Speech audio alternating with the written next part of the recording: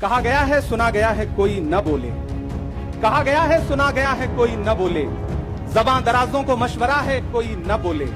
अजीब लुकनत पसंद हाकिम से वास्ता है, अजीब लुकनत पसंद हाकिम से वास्ता है, जो चाहता है जो सोचता है कोई न बोले। लाख के झूठे जुमले के लिए माफी मांगो, बढ़ती हुई महंगाई के लिए माफी मांगो, अच्छे दिन के झूठे वादों के लिए माफी मांगो, लोकतंत्र को कुचलने के लिए माफी मांगो, महंगाई के खिलाफ माफी मांगो, 400 का सिलेंडर 1100 रुपए करने के लिए माफी मांगो, 58 रुपए का पेट्रोल 100 रुपए का करने के लिए माफी मांगो, हिंदू को मुसलमान से लड़ाने के लिए माफी मांगो, सिख को ईसाई से लड़ाने के लिए माफी मांगो। माफी तो तुम मांगो। जो जख्म बांटते हैं उन्हें जीस्त पे है हक, मैं फूल बांटता हूं, मुझे मार दीजिए। फिर उसके बाद हिंदुस्तान वालों, फिर उसके बाद शहर में नाचेगा हू का शोर, फिर उसके बाद शहर में नाचेगा हू का शोर। मैं आखिरी सदा हूं, मुझे मार दीजिए। और क्या था, उन्होंने प्रधानमंत्री जी के भ्रष्टाचारी मित्रों के खिलाफ आवाज उठाई। उन्होंने पूछा कि 20,000 करोड़ रुपया कहां से आया अडानी की कंपनियों में। उन्होंने पूछा कि नीरव मोदी ने, ललित मोदी ने, मेहुल चौकसी ने जो इस देश को लूटा है उसका जवाब प्रधानमंत्री जी को देना पड़ेगा। अगर प्रधानमंत्री जी इतना कहने से आप राहुल गांधी जी की सदस्यता ले लेंगे तो हम तमाम सांसद तैयार हैं, ले लीजिए हमारी सदस्यता, लेकिन हम रुकने वाले नहीं हैं, हम झुकने वाले नहीं हैं। कहा गया है सुना गया है कोई न बोले, कहा गया है सुना गया है कोई न बोले, ज़बां दराजों को मशवरा है कोई न बोले। अजीब लुकनत पसंद हाकिम से वास्ता है, अजीब लुकनत पसंद हाकिम से वास्ता है, जो चाहता है जो सोचता है कोई न बोले। हमारी दाईं तरफ इस सदी का सबसे बड़ा फकीर सोया हुआ है। मैं उनकी समाधि से बिल्कुल करीब खड़ा होकर के संकल्प सत्याग्रह में मेरी आंखों के सामने तपती दोपहरी में बड़ी तादाद में मौजूद कांग्रेस पार्टी के सिपाहियों को सलाम करता हूं। नवरात्रि चल रही है, रमजान चल रहा है, मैं रोजे की हालत में हूं। आप तमाम साथी ऐसे होंगे जिन्होंने नवरात्रि के व्रत रखे होंगे, और इस पवित्र सप्ताह के बीच में हम खड़े हैं एक हाकिम की सनक के से उपजे हुए एक फैसले के खिलाफ। दोस्तों, भारत के लोकतंत्र के लिए एक मुश्किल लम्हा है ये। याद करिए, जब हाकिम की सनक की वजह से आप लाइनों में लग करके अपने पैसे बदलवाने के लिए बैंकों के साथियों से विनती कर रहे थे, चरौरी मिन्नत कर रहे थे, तब सबसे बड़ी आवाज बन के कौन बोल रहा था? राहुल गांधी। नतीजा क्या निकला? उनकी एसपीजी सुरक्षा वापस ले ली गई। याद करिए, जब गब्बर सिंह टैक्स लगा करके छोटे व्यापारियों को बर्बाद करने का सपना पाला था इस सरकार ने, तो सबसे मजबूत आवाज बन के कौन बोल रहा था? राहुल गांधी। नतीजा क्या निकला? हजारों करोड़ रुपए खर्च करके उनके पीछे ट्रोल आर्मी लगा दी गई। उनकी इमेज खराब करने के लिए जितने तरीके अपना सकती थी भारतीय जनता पार्टी उसने अपनाया। याद करिए कि जब राफेल के मुद्दे पर, राफेल में हुई लूट के खिलाफ एक अकेला शख्स पूरे देश में खड़ा होकर के चौकीदार से पूछ रहा था कि आपकी चौकीदारी का सवाल है, बताइए सच्चाई क्या है, तब उनके पीछे 55 घंटे उन्हें ईडी के ऑफिस में बिठा करके पूछताछ की गई। मेरे भाई, उस शख्स ने क्या गुनाह किया? क्या कसूर है उनका? उनका कसूर इतना है कि जब देश में नफरतें सर चढ़ करके बोल रही थी तो उस शख्स ने कहा कि मैं भारत जोड़ने के लिए अपने पैर के छालों की परवाह किए बगैर 4000 किलोमीटर चलूंगा। यह कसूर है राहुल गांधी का। यह कसूर है राहुल गांधी का कि वह एक शहीद पिता के बेटे हैं। यह कसूर है उनका। यह कसूर है उनका कि उनकी दादी ने इस देश की मिट्टी के लिए अपने खून का एक एक कतरा कुर्बान कर दिया। यह कसूर है उनका। आज भारतीय जनता पार्टी के लोग हाउस में खड़े होकर के, सदन शुरू होते ही 1 मिनट भी सदन नहीं शुरू हुआ रहता था, और खड़े होकर के राहुल गांधी माफी मांगो के नारे शुरू कर देते थे। किस बात की माफी?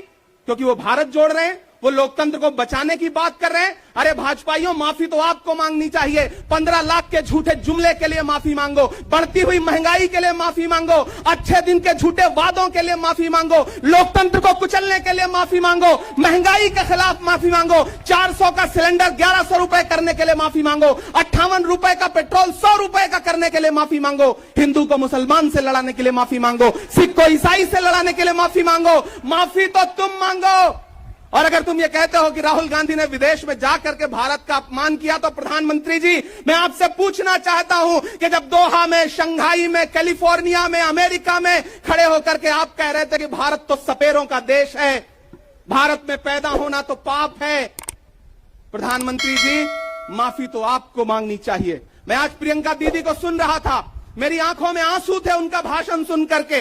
पिछले कुछ हफ्तों में 2 बार मेरी पलकें नम हुई। पहली बार तब हुई जब हम संसद भवन से तमाम सांसद निकल रहे थे और एकाएक हमने सीपीपी ऑफिस में देखा कि राहुल गांधी जी को 2 साल की सजा दे दी गई।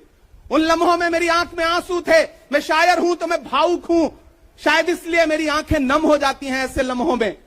आज जब प्रियंका जी बोल रही थी तो मैं उन्हें सुनकर के भी मैं नम हो गया। ये जुल्म है कि जुल्म को कहता हूं साफ जुल्म, ये जुल्म है कि जुल्म को कहता हूं साफ जुल्म। क्या जुल्म कर रहा हूं, मुझे मार दीजिए। जो जख्म बांटते हैं उन्हें जीस्त पे है हक, मैं फूल बांटता हूं, मुझे मार दीजिए। फिर उसके बाद हिंदुस्तान वालों, फिर उसके बाद शहर में नाचेगा हू का शोर, फिर उसके बाद शहर में नाचेगा हू का शोर। मैं आखिरी सदा हूं, मुझे मार दीजिए। मेरे भाई, इस देश के लोकतंत्र को बचाने के लिए जो सबसे बड़ी आवाज है इस देश के, उसको मारने की, उसको कुचलने की जो कोशिश है, उसके खिलाफ आपको खड़ा तो होना पड़ेगा, आपको बोलना तो पड़ेगा। मैं कभी कभी सोचता हूं कि जब मैं कभी समाधि पर जाऊं तो क्या मुंह दिखाऊंगा महात्मा गांधी को, मैं क्या मुंह दिखाऊंगा राजीव जी को, हम क्या मुंह दिखाएंगे इंदिरा जी को कि उनके वारिस के साथ, उनके घर के चश्मो चराग के साथ इस तरह की अपमानजनक बातें की जा रही हैं और देश खामोश बैठा है। सवाल आपसे है, सवाल यहां बैठे हुए लोगों से नहीं है, सवाल आपसे है जो आप कांग्रेस की मोहब्बत में यहां आए हुए। मैं आपको सलाम करता हूं, मैं जानता हूं आप राहुल गांधी जी से मोहब्बत करते हैं, कांग्रेस पार्टी से मोहब्बत करते हैं, प्रियंका दीदी के सम्मान में आए हुए हैं, खड़गे साहब के सम्मान में आए हुए हैं, मैं जानता हूं। वरना इस तपती दोपहरी में व्रत रख के, रोजा रख करके कौन परेशान होने के लिए आता। आपको मोहब्बत है पार्टी से, लेकिन नया पाने की चाहत में पुराना छूट जाता है। तुझे अपनाऊं तो मुझसे जमाना रूठ जाता है। मोहब्बत पढ़ने लिखने में बहुत आसान है, लेकिन मोहब्बत को निभाने में पसीना छूट जाता है। मैं जानता हूं कि आप पसीने के बीच भी, आप तपती दोपहरी के बीच भी यहां बैठे हैं। क्यों?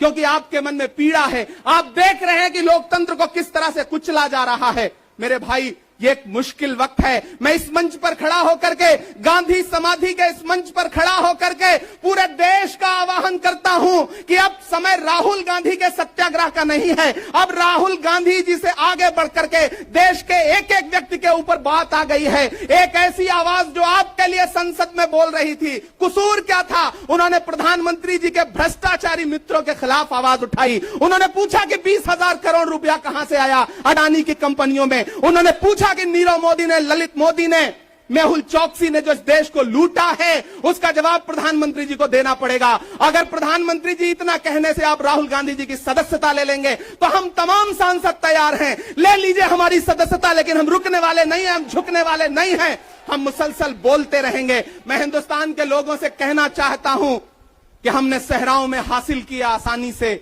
तुम समंदर में भी रहकर न मिले पानी से। ये सियासत के दिए सबके हवाले न करो, मुल्क बिक जाता है एक शख्स की नादानी से। इस शख्स की नादानी से देश बिक रहा है, लोकतंत्र मटिया मेट हो रहा है, संविधान को कुचला जा रहा है। और वो आखिरी सदा जो 7 फरवरी को गूंजी थी पार्लियामेंट में, उसको भी खामोश करने के लिए उसे संसद से निकाल दिया गया है। मैं देश से कहना चाहता हूं कि उन्होंने राहुल गांधी जी को संसद से निकाल दिया है। देश सुने इस बात को कि नरेंद्र मोदी जी और उनकी सरकार ने साम दाम दंड भेद इस्तेमाल करके राहुल गांधी को संसद से निकाल दिया है। अब देश के ऊपर फैसला है, उन्होंने संसद से निकाला है। देश के लोगों, राहुल गांधी को अपने दिल में रखो, अपने दिल में बिठाओ, निकलो पूरे देश में, करो सत्याग्रह। देखते हैं इस हुकूमत की तानाशाही में कितनी ताकत है। अगर कांग्रेस का एक एक कार्यकर्ता जो अपने घरों पर कहीं बैठा हुआ है, मैं उससे भी आह्वान कर रहा हूं कि राहुल गांधी से बढ़ करके ये मसला इस देश के लोकतंत्र तक आ गया है, इसे बचाइए। और राहुल जी शायद अपने घर पर होंगे, यहां हम हजारों की तादाद में उनको समर्थन देने के लिए जुटे हैं। मैं तो बस इतना कह रहा हूं कि मेरे भाई, आपको एक बात समझनी है, और वो ये है कि इस मुश्किल वक्त में हमें राहुल जी से यह कहना है कि लहू में भीगे तमाम मौसम गवाही देंगे कि तुम खड़े थे। एक आखिरी नज्म सुना करके मैं आपसे विदा लूंगा कि लहू में भीगे तमाम मौसम गवाही देंगे कि तुम खड़े थे। शहर का सूरज गवाही देगा कि जब अंधेरों की कोख से निकलने वाले ये सोचते थे कि कोई जुगनू बचा नहीं है, तो तुम खड़े थे। तुम खड़े थे। तुम्हारी आंखों के ताकचों में जलती मशालों ने नई मनाजिल हमें दिखाई। तुम्हारे भाई, तुम्हारी बहनें, तुम्हारी माएं, तुम्हारी मिट्टी का जर्रा जर्रा गवाही देगा कि तुम खड़े थे। हमारी धरती के जिस्म से जब हवस के मारे ये सोचते थे कि सियाह जोंकों की तरह चिमटे, तो तुम खड़े थे। तुम्हारी हिम्मत, तुम्हारी अजमत और इस्तकामत तो वो हिमालय है कि जिसकी चोटी तलक पहुंचना न पहले बस में रहा किसी के, न आने वाले दिनों में होगा। सो आने वाली तमाम नस्लें गवाही देंगी कि तुम खड़े थे, कि तुम खड़े थे। हम तमाम लोग, मैंने कहा ना, बहुत सारे लोग यहां व्रत रख करके आए हुए हैं, मैं रोजे से हूं।